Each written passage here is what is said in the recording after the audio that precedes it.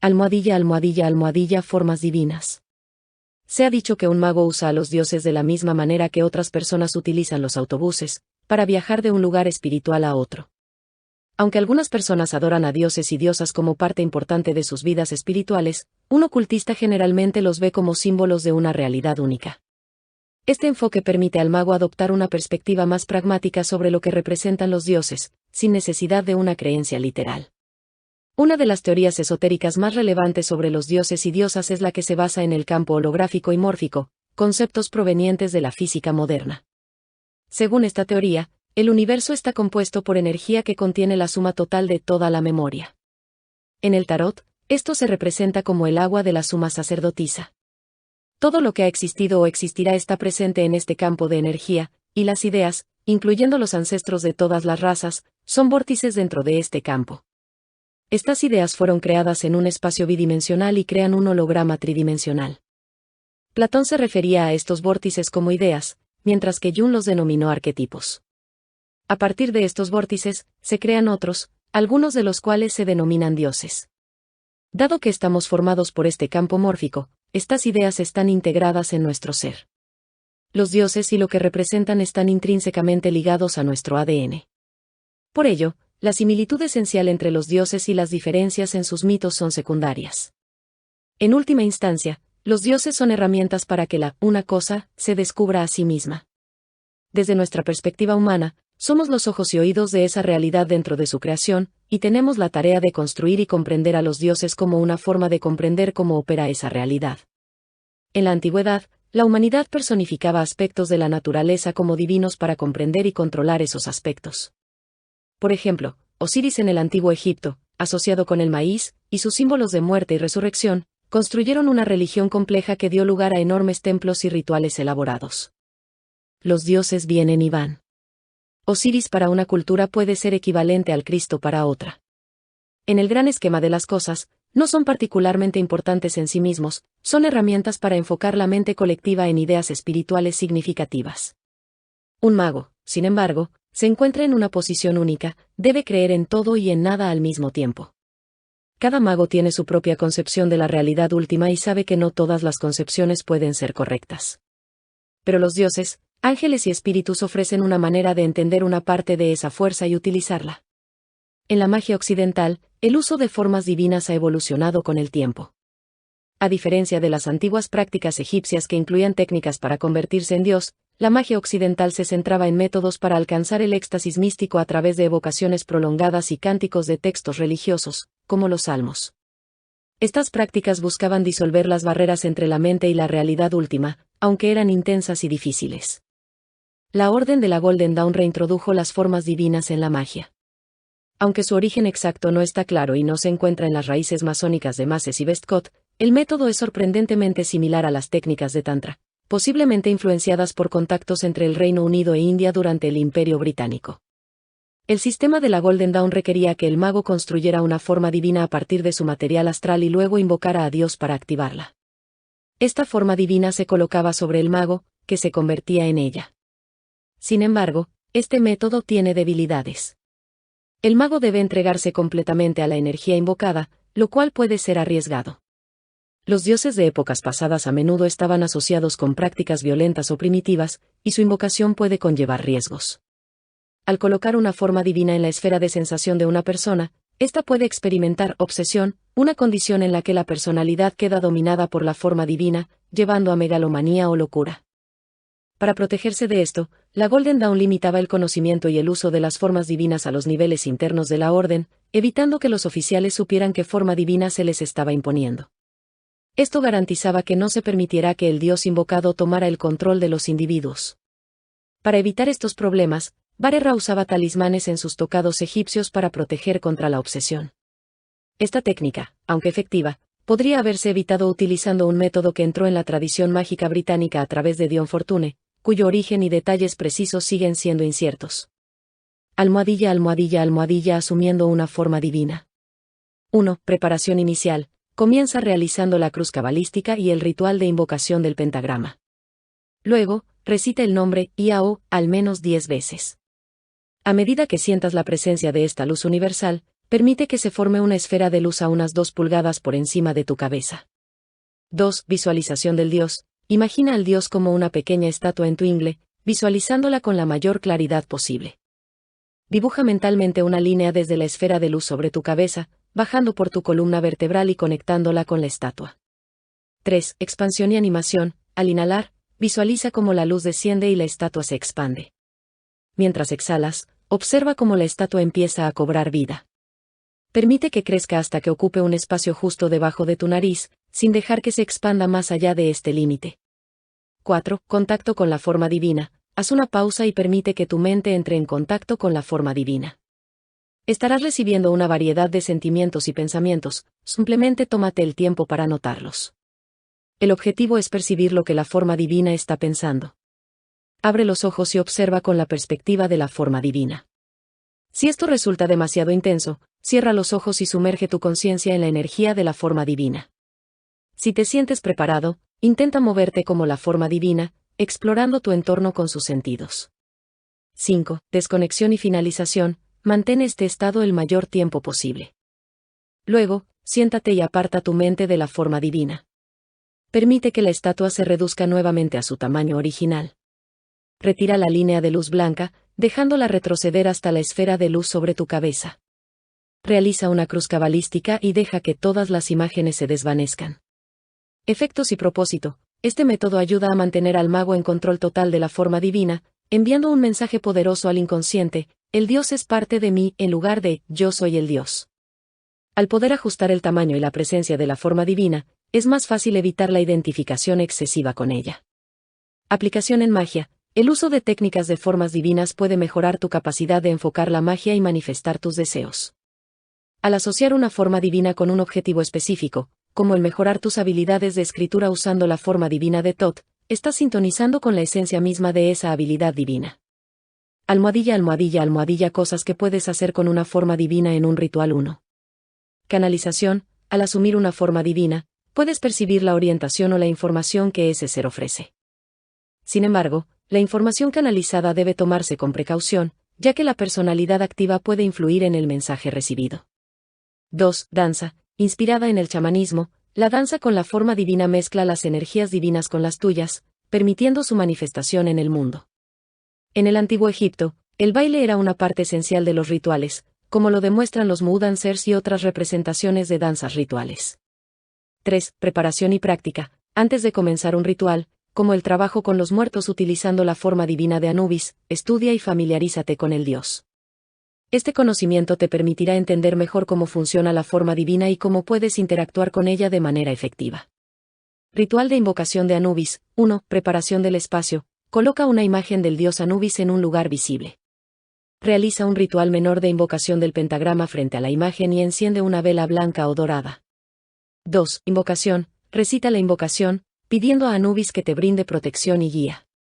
Usa la invocación para conectar con el dios y permitir que la imagen cobre vida en tu mente. 3. Interacción y expansión. Visualiza cómo la figura de Anubis se mueve desde la imagen hacia ti. Permite que esta figura se una a tu esfera de sensaciones y crezca hasta el tamaño deseado. Asume la forma divina y utiliza su perspectiva para realizar el ritual, sintiendo su energía y conciencia. 4. Finalización. Cuando termines, reduce la forma divina a su tamaño original y colócala de nuevo en tu esfera de sensaciones como una pequeña estatua. Realiza la señal del silencio y una cruz cabalística para cerrar el ritual. Este enfoque asegura que la forma divina se integre en tu práctica mágica de manera controlada, permitiéndote utilizar su poder sin perder el control sobre ti mismo. La imaginación como una herramienta mágica. Lo que dificulta el ritual mágico es lo que la mayoría de la gente olvida. Se olvidan de visualizar las formas divinas y el templo interior y luego todo degenera en un drama de vestuario mal escrito con solo valor psicológico para el candidato. Paola Farrell. La imaginación es la clave para que la magia ceremonial funcione. Este parece ser un gran secreto del que pocos hablan abiertamente. Escucharás a muchos magos hablar sobre la voluntad o el trabajo con su santo ángel guardián, pero pocos admiten que el núcleo de la magia está intrínsecamente ligado a la imaginación. Algunos incluso afirman que la imaginación no forma parte de la ecuación en absoluto, y que quienes insisten en utilizar tales técnicas se están engañando a sí mismos. En lugar de ello, piden que el ritual se realice a la perfección, como en el caso de los rituales masónicos, que están despojados de toda visualización e imaginación. Sin embargo, el ritual está diseñado para facilitar la visualización y la interacción con las fuerzas que se invocan. Permite que uno caiga en un estado en el que las imágenes surgen con facilidad. Algunos magos modernos minimizan la necesidad del ritual para alcanzar este estado, optando por rituales simples y superficiales. Aunque esta idea tiene su mérito, para mí es similar a intentar un salto de altura sin antes tomar impulso. En una invocación bien realizada, una imagen del dios, diosa o ángel aparece con fuerza en tu mente. Un buen ritual proporcionará una descripción detallada del ser que deseas invocar y captará la esencia de su existencia. Por ejemplo, aquí hay una breve invocación para el dios egipcio Osiris, adaptada del libro de los muertos: Osiris, homenaje a ti, oh Osiris, señor de la eternidad, rey de los dioses, tú que tienes muchos nombres, cuyas formas de nacer son santas, cuyos atributos están ocultos en los templos. Eres la sustancia de la que estamos hechos.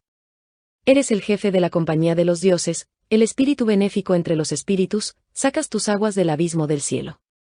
Tu corazón germina, produces la luz para la comida divina, la altura del cielo y los dioses estrellados te obedecen. Abres las grandes torres del cielo.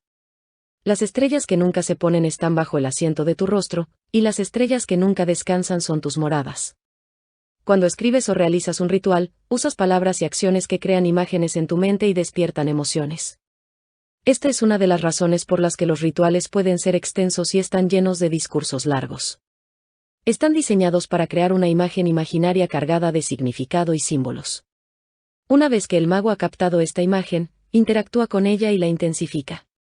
Comprender esto puede llevar tiempo, especialmente si estás acostumbrado a sistemas más simples como la Vitka, que utiliza repeticiones o encantos breves para crear imágenes. La primera vez que realicé una invocación larga, el dios al que llamaba apareció después de un párrafo de discurso, y parecía redundante continuar con la invocación. Le mencioné este punto a mi maestro de la Golden Dawn, quien me explicó que una vez que el dios ha llegado, el resto del discurso debe dedicarse a interactuar con esa fuerza. Cuando se domina, la primera etapa de la invocación es como subir a un bote y empujar hacia el río, mientras que la segunda parte es como remar por un rápido. Las imágenes y los sentimientos deben llegar con tal rapidez que se vuelven palpables. Es posible exagerar en los detalles.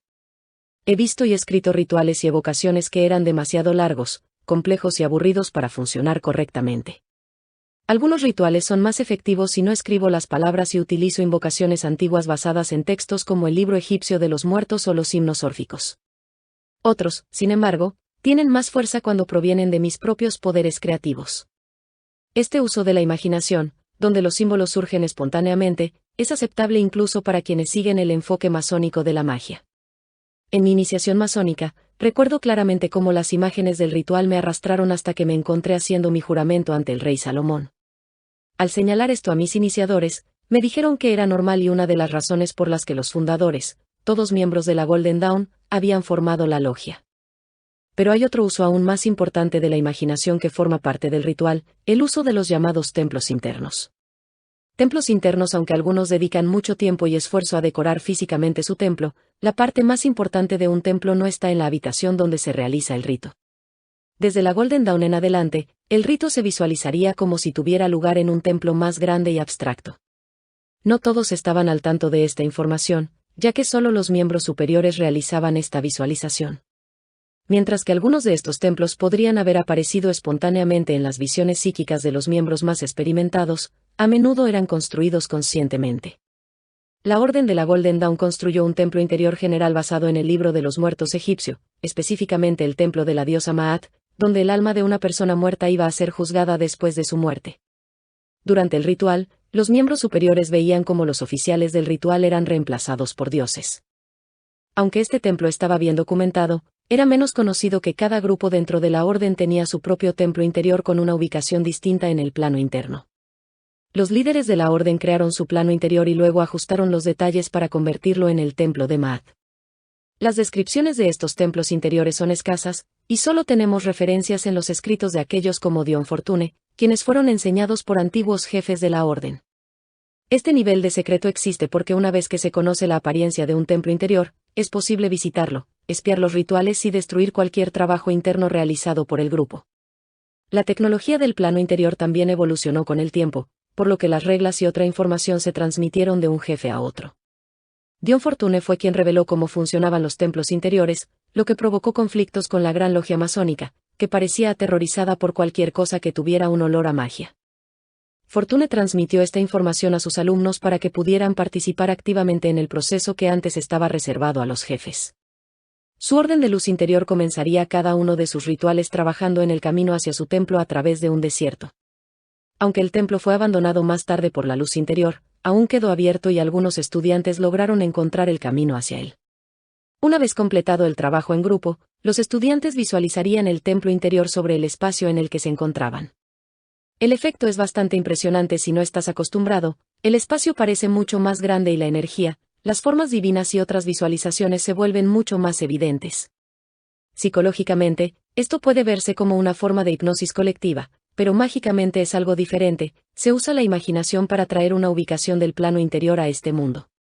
Existen dos tipos de templos del plano interior, ambos vivos y muy reales hasta cierto punto. El primero pertenece al templo original o al grupo mágico que lo construyó. Aunque el grupo físico puede haber desaparecido, su templo del plano interior sigue funcionando.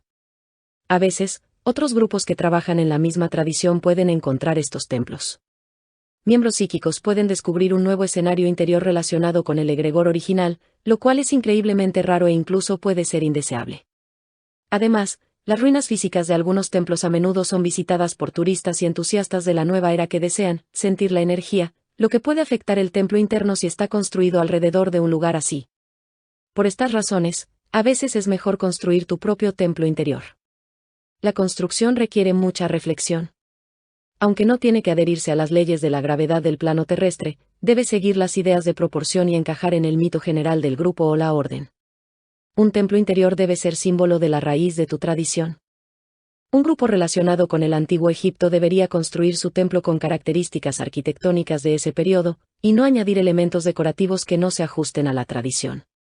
Es posible que un templo interior se construya utilizando elementos que solo existen en la imaginación, como una pared de hielo inspirada en una serie de fantasía. Sin embargo, como estos elementos solo existen en la imaginación, solo brindarán una protección imaginaria. Uno de los mejores libros para aprender sobre la construcción de templos interiores es The Canon, una exposición del misterio pagano perpetuado en la Cábala de William Stirling. Este libro explica cómo se utilizó la enseñanza esotérica para construir templos, iglesias y catedrales y fue una gran influencia en la posterior Golden Dawn. La construcción de un templo interior suele ser realizada por un grupo de trabajadores guiados por el líder del grupo. Investigar cómo los antiguos y medievales construían sus templos sagrados puede ser útil para escribir esta secuencia. En el proceso, es recomendable pedir a los dioses a quienes se dedicará el templo que envíen trabajadores para ayudar en la construcción. Por ejemplo, si decides construir un templo para Tot, invocarías al dios para que envíe seres como artesanos egipcios, y el grupo ritual visualizaría cómo se construye el templo. Aunque puede parecer que estos seres están construyendo la estructura, en realidad, están construyendo desde su propia esencia, y solo la percepción de los observadores ve algo diferente. Una vez construido, es crucial visualizar que el templo esté bien iluminado. Debe verse en un día brillante, y rara vez al amanecer o al crepúsculo, y nunca de noche. Esto asegura que el templo se perciba como un símbolo de luz y claridad. Incluso si eres miembro de la Golden Dawn, el templo no debe estar en un estado perpetuo de penumbra matutina. La seguridad también es fundamental. No deseas que seres astrales extraviados entren ni que otros grupos ataquen el templo. Los antiguos miembros también deben ser excluidos una vez que se hayan ido. La mayoría de las órdenes mágicas utilizan contraseñas de la Aeon, consignas que se dan a los guardianes del templo interior. Estos guardianes son entidades astrales construidas por el líder del grupo en una forma apropiada, como dioses, ángeles o seres elementales. A veces, un guardián puede ser una multitud de seres bajo un solo control o algo como un árbol que irradia poder sin moverse.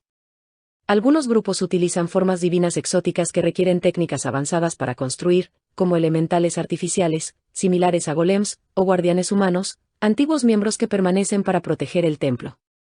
Es importante no obsesionarse demasiado con los guardianes y detallar su actividad de manera que neutralice su función. A veces, los tutores actúan contra miembros problemáticos antes de que otros se den cuenta.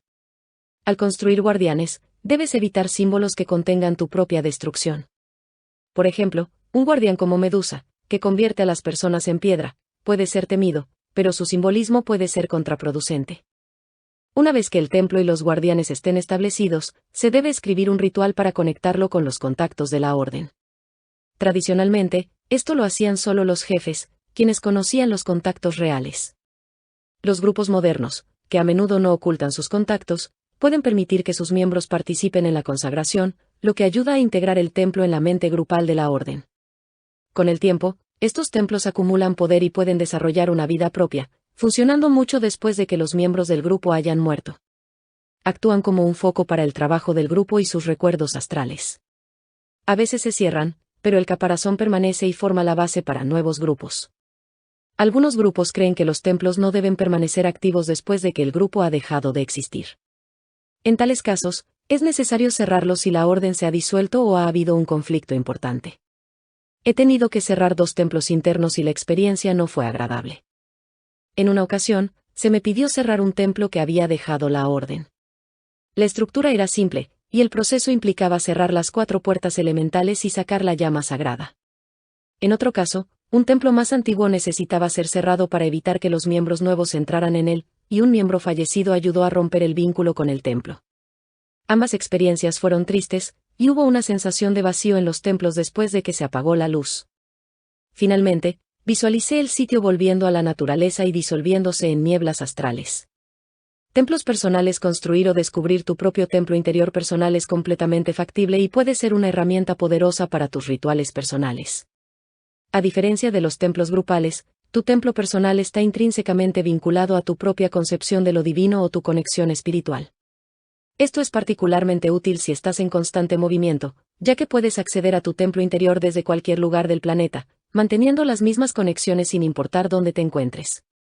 Sin embargo, si eres miembro de un grupo, ingresar a tu templo puede resultar más potente y enriquecedor.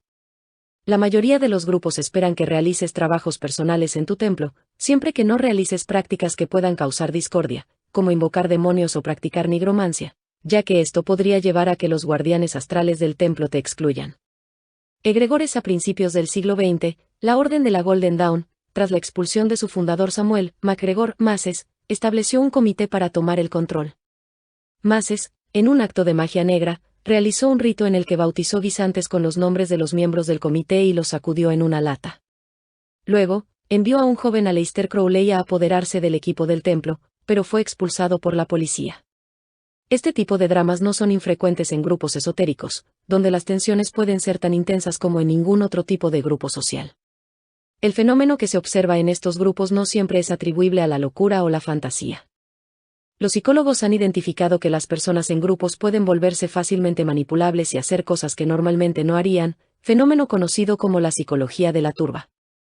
Esta dinámica es exactamente lo que muchos grupos esotéricos utilizan para alcanzar niveles de fe y poder. En términos esotéricos, esta mente grupal se denomina egregore, que actúa como el alma del grupo. El egregore tiene una personalidad casi tangible, formada por la suma de las aspiraciones y creencias de todos los miembros del grupo, pasados y presentes. Su poder crece con cada rito realizado y, cuanto más tiempo y frecuencia tiene el grupo, más poderoso se vuelve. Esto puede manifestarse en beneficios y desafíos, desde un aumento en la potencia mágica hasta posibles maleficios. Un egregore puede tener una variedad de personalidades, algunas son metódicas y laboriosas, otras ligeras y efímeras, algunas son intelectuales, mientras que otras son más emocionales. Los grupos conscientes de su egregore suelen emplear diversas técnicas para preservarlo y potenciarlo. Una práctica común es crear una representación visual del egregore. Esta imagen, que puede incluir los dioses o contactos del grupo, 1 o 2 guardianes y símbolos representativos, sirve como un icono que facilita el acceso al templo interior y asegura que los miembros interactúen con el egregore en cada visita. La vida no es otra cosa que un sueño. En cada uno de los experimentos imaginativos que has llevado a cabo, has sido consciente de un tú esencial que ha estado participando en el ejercicio. No importa si te acercabas al trono celestial o explorabas las profundidades de tu lado más oscuro, siempre había un tú que actuaba como observador. Una vez que el patchworking ha terminado y te encuentras despierto en tu cuerpo físico, el tú sigue presente como observador. Aunque puede contar con herramientas más avanzadas para percibir el mundo, como los 5 sentidos, sigue siendo el mismo observador. Esto plantea una pregunta fundamental: ¿es este mundo material realmente diferente de los otros mundos que podemos haber visitado? En esencia, hay pocas diferencias, salvo el hecho de que, por alguna razón, el espíritu humano parece particularmente apegado al nivel material. Este mundo material, con un cuerpo diseñado para vivir en él, puede parecer más real, pero también nos limita a sus reglas. Estas reglas nos las expone la ciencia moderna, que ha sido muy efectiva en describir cómo funciona el mundo material. Mientras vivimos en nuestros cuerpos, debemos alimentarlos y ejercitarlos. Necesitamos refugio para protegernos de los extremos del clima y un compañero para procrear y asegurar la supervivencia de nuestro material genético. Este mundo material contiene elementos que son sorprendentemente similares a los de nuestros mundos de sueños o imaginativos. Cuando comenzamos a ver este mundo como uno de los muchos en los que vivimos, es posible interpretar la vida como si fuera un sueño. Considera un evento de tu vida y descríbelo como si estuvieras contando un sueño extraño a un amigo. Por ejemplo, estoy en el trabajo y me aburro. El trabajo está por debajo de mis calificaciones y siempre trato de hacerlo parecer más importante de lo que es. Tengo un problema con mi jefe, quien siempre encuentra fallas en todo lo que hago, haciéndome sentir muy deprimida. Además, es un sexista que hace avances inapropiados a las mujeres en la oficina y complica la vida de quienes no se someten a él. Aquí, el símbolo crucial es el jefe. Podría representar a una figura paterna autocrática que menospreciaba a la persona cuando era pequeña. Su acoso hacia las mujeres podría indicar que su padre veía a las mujeres como objetos sexuales. Los elementos de chantaje sexual reflejan cómo esta mujer inconscientemente ve lo que debe hacer para complacer a los hombres. El trabajo, por otro lado, simboliza la realización personal y el progreso. La infelicidad y el aburrimiento indican una falta de confianza para enfrentarse al mundo con todas sus habilidades, conformándose en lugar de buscar lo que realmente desea. Al juntar estos símbolos, la interpretación podría ser que esta mujer tuvo un padre autocrático que dañó su confianza, llevándola a conformarse con un trabajo insatisfactorio en lugar de buscar su verdadera vocación. El sueño sugiere que cambiar su trabajo sería lo mejor para ella, liberándola de la influencia negativa de la figura paterna y permitiéndole encontrar satisfacción en lo que realmente desea hacer. Aquí hay otro ejemplo: hoy fui al trabajo y el tren se descompuso debido a hojas en las vías. El maquinista se disculpó por cualquier inconveniente, pero nadie le creyó. Estaba frustrado, ya que este tipo de ineficiencia es muy común en el transporte público británico. En este caso, el retraso del tren puede simbolizar cómo la vida parece avanzar lentamente debido a obstáculos que escapan a nuestro control.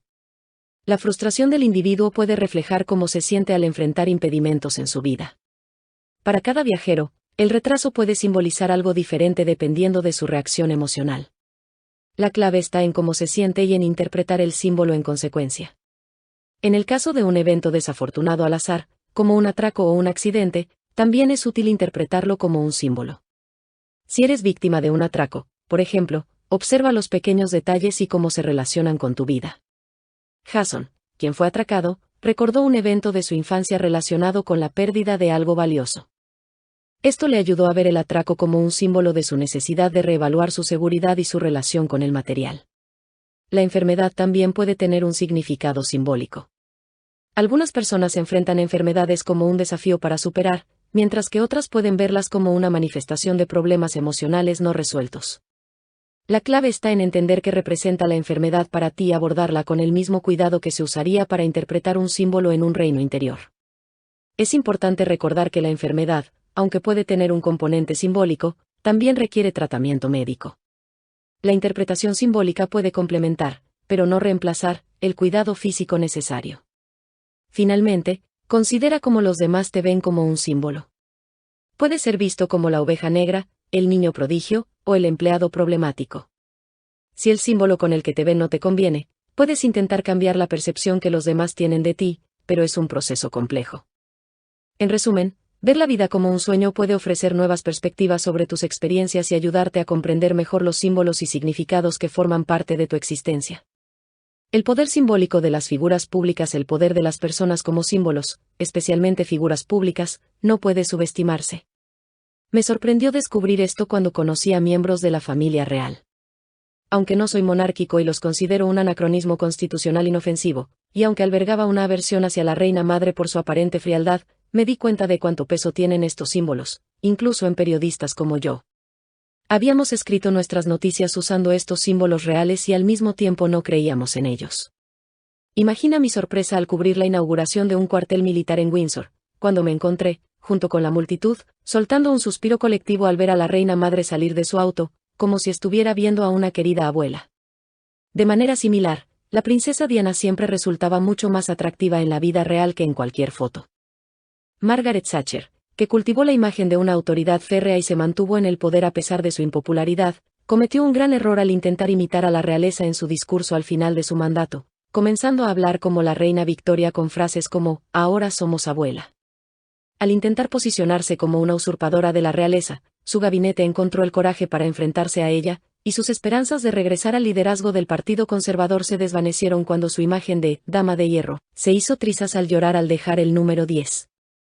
Aunque la mayoría de las personas no lidia con los patrones de creencias colectivos de una nación, se aplican los mismos principios en menor escala. Si quieres ser visto como un símbolo de eficiencia, debes adoptar todos los adornos que te hagan parecer eficiente, un traje elegante, un organizador personal y un escritorio ordenado. No importa que los cajones estén llenos de desorden, el escritorio debe parecer extremadamente organizado. Los estafadores son más convincentes cuando logran incorporar los símbolos de lo que intentan suplantar. Un ejemplo es el truco en el que se envía un correo electrónico solicitando detalles de cuenta, que se volvió exitoso cuando el sitio web simulado parecía un banco sudafricano de renombre, lleno de símbolos de autoridad y estabilidad, aunque eran falsos. Las víctimas estaban dispuestas a ignorar las solicitudes extrañas porque creían que trataban con un banco legítimo. Esto lleva a un punto crucial: intentar asociarse con un símbolo solo funcionará hasta cierto punto, a menos que haya un cambio genuino detrás de él. A medida que la gente empieza a asociarte con un símbolo particular, esperarán que actúes en consecuencia todo el tiempo. Si no cumples con esas expectativas, no podrás representar ese símbolo para ellos. Esto es evidente en políticos que intentan encubrir sus fallas con distorsiones, y eventualmente, la gente se da cuenta de que los reformadores por los que votaron no cumplen con sus promesas. Si decides representar un símbolo en particular, debes trabajar en ello para que reforme gradualmente tus patrones de comportamiento. Primero, representa este símbolo en tu reino interior, permitiendo que las sutilezas del símbolo jueguen en tu mente. Luego, muéstralo en un entorno seguro para observar cómo interactúa con los demás. Internet es una excelente plataforma para formar un punto intermedio entre tu reino interior y el mundo exterior. En una sala de chat, puedes ser quien desees sin cuestionamientos, y muchas personas lo hacen. Por ejemplo, David, al recuperarse de la falta de confianza tras una ruptura, creó un personaje llamado Wizard, un ser confiado y coqueto. A través del mundo virtual, encontró que podía ser este personaje. Aunque a veces sentía que Wizard era exagerado, muchos lo encontraron atractivo. Pronto, tuvo que interpretar el papel de Wizard en una fiesta fuera de línea y, para su sorpresa, encontró que le resultaba fácil, lo que le ayudó a conseguir citas. Más tarde, pudo integrar aspectos del personaje para reflejar más de quien quería ser. Algunos creen que manipular tu personalidad de esta manera está mal, y que uno debe ser fiel a sí mismo sin intentar ser alguien que no es. Sin embargo, no considero negativo que el yo verdadero se refleje a través de la personalidad. Cuando las personas desean ser ellas mismas, en realidad buscan manifestar su yo superior, no una serie de neurosis. Joan, una de mis clientas, decía que era tímida y que no podía ser otra persona. Más tarde, se dio cuenta de que su yo superior no era tímido, y al comprender esto, comenzó a trabajar más seriamente en desarrollar su confianza en sí misma. Reinos interiores y exteriores. En un contexto anterior, mencioné cómo una mujer comenzó a ver su vida a través de un patrón similar al de un cuento de hadas. La naturaleza arquetípica de los cuentos de hadas, un concepto explorado por Carl Jung y popular entre los estudiantes de Joseph Campbell, sugiere que si nos vemos a nosotros mismos y a los demás como símbolos en el mundo material, inevitablemente formaremos patrones que parecen leyendas o cuentos de hadas. En los grupos esotéricos, es común que los líderes adopten un estatus mítico. Un mito común es el de un sacerdote o sacerdotisa de la Atlántida, y a menudo, ellos o sus seguidores afirman haber tenido una vida anterior en esa historia mítica. La Atlántida, aunque vista como un lugar de poder mágico, también simboliza la arrogancia mágica y el abuso del poder para dominar a los demás. No sorprende que, con el tiempo, estas personas a menudo se vuelvan sumamente arrogantes e insensibles con sus estudiantes, lo que crea lo que se ha denominado el síndrome de la suma sacerdotisa o el síndrome del sumo sacerdote atlante en la comunidad oculta británica. Otro problema frecuente es el síndrome de Merlín, donde una persona empieza a reflejar el mito del antiguo sabio. Los individuos con este síndrome tienden a ser solitarios, ofreciendo sabiduría antes de retirarse. Su debilidad radica en la creencia de que encontrarán a una pareja del sexo opuesto con quien compartir su vida y su magia. A menudo, se enamoran de alguien mucho más joven o menos experimentado, y al final, suelen quedar exhaustos y dejar a un Merlín maltratado y solo. Este fue el caso del legendario ocultista Dion Fortune, quien empujó a su esposo, el Dr. Henry Evans, a profundizar en el ocultismo más rápido de lo que era prudente. Aunque algunos pensaron que Evans podría haber sido un mago formidable si se desarrollaba a un ritmo más normal, Fortune lo consideraba listo para los misterios mayores, mucho antes de lo que realmente estaba preparado. Eventualmente, su matrimonio terminó y Evans perdió interés en el ocultismo. Aleister Crowley, por otro lado, abrazó el mito del mago negro. La prensa de la época lo describía como el hombre más malvado de la Tierra, practicando magia negra. Aunque leer las biografías de Crowley puede llevar a algunos a pensar que estos títulos le dieron una credibilidad mágica que no merecía, su vida estuvo marcada por una educación cristiana extrema que lo afectó emocionalmente. Crowley parecía buscar constantemente sorprender y llamar la atención, y sus travesuras impactantes hoy en día parecen mundanas. Vivir el mito del mago negro llevó a un final trágico, solo, drogadicto y olvidado.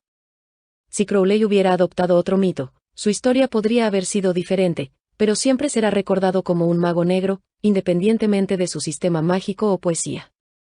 A menudo me pregunto si la vida de John F. Kennedy podría haber sido diferente si no hubiera adoptado el mito arturiano.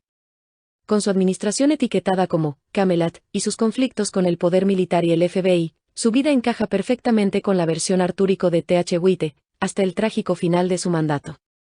Aunque teóricamente debería haber sido hundido por el descubrimiento de un hijo ilegítimo, el rechazo por alguien que deseaba el control del país también se alinea con el mito. Adolf Hitler, quien consideraba el mito de suma importancia, se veía a sí mismo como Siegfried en la ópera Ring de Wagner, salvando al mundo de los malvados enanos judíos.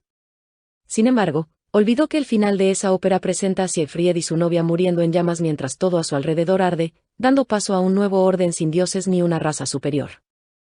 El mensaje de estas vidas es elegir cuidadosamente los mitos que adoptamos o reconocer cuando es momento de cambiarlos. Todos los mitos de grandeza comienzan con el héroe en la cima, pero a menudo hay una semilla de destrucción.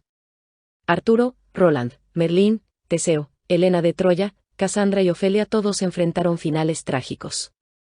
Es esencial aprender de estos mitos, sé sabio como Arturo, pero enfrenta el mal dentro de tu reino, sé valiente como Roland, pero no busques el suicidio, encuentra tu tesoro como Teseo, pero no te cases con la mala suerte para conseguirlo. Recuerda que tu sexo no determina el mito que sigues. Conozco a mujeres que viven el mito de Heracles y a dos Merlines, y un amigo que vive su vida como Helena de Troya.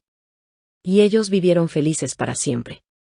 Al ver el mundo material como un mito y explorar nuestros mitos internos a través de la meditación y el camino personal, estamos en una posición poderosa para forjar nuestras vidas como deseamos. Podemos posicionarnos como el magus arquetípico, el vínculo entre el cielo y la tierra. Con los símbolos como nuestras varitas mágicas, ya no necesitamos que nuestro universo sea moldeado por las programaciones neuróticas de nuestra niñez o adolescencia. Podemos encontrar dentro de nosotros nuestros propios consejos y guías, libres de las debilidades de nuestros maestros, amigos y familiares. Con valentía, podemos construir un reino interior de paz y verlo manifestarse en nuestro entorno. Todo lo que hacemos o vemos se convierte en un reflejo de nuestro estado interior, y puede verse como Dios enseñándonos a ser más que humanos. La clave para vivir felices para siempre, o al menos alcanzar la realización personal, es el don divino de la imaginación. La vida es un sueño, así que asegúrate de que sea un buen sueño.